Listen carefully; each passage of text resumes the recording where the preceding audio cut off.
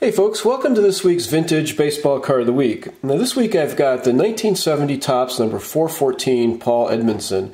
Before I get started, I want to thank viewer Ken Stough who commented on my last video about this card and suggested it as a video. When I looked into the story, I was pretty surprised and I thought this would make a great topic for the channel. Well, this is Paul Edmondson's only Topps card. In fact, I couldn't even find another picture of him.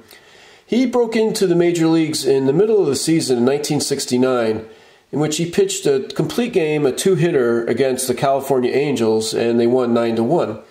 But Edmondson had a hard-luck season. The back of the card says that he fared well, but if you look at the stats, he was 1-6. It was just one of these cases where he didn't have a lot of run support from his teammates. If you look at some of these games here, he had 3 games in September where he pitched 26 1/3 innings. He gave up only 2 earned runs, but he had 3 no decisions. So he just didn't get the run support he needed. Well, after the 1969 season ended, in fact, a day after his birthday on February the 13th, 1970, he was driving a car near Santa Barbara with a 22-year-old passenger, Lorraine Leas.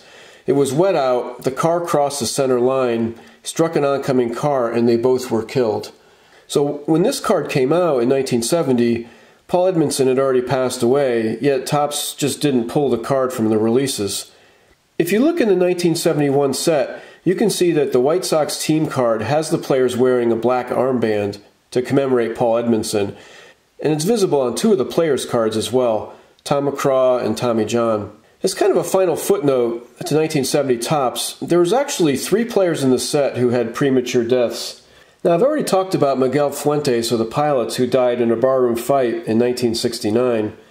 But then Herman Hill, an promising outfielder from the Twins, passed away in December 1970. He drowned in Venezuela when he was playing winter ball. Ray Fosse was actually present and tried to save his life. This is kind of a sad postscript to 1970 Topps. Thanks for watching this video. If you have any questions, comments, or thoughts, please pass them along. I'll see you next week, and collect what you love.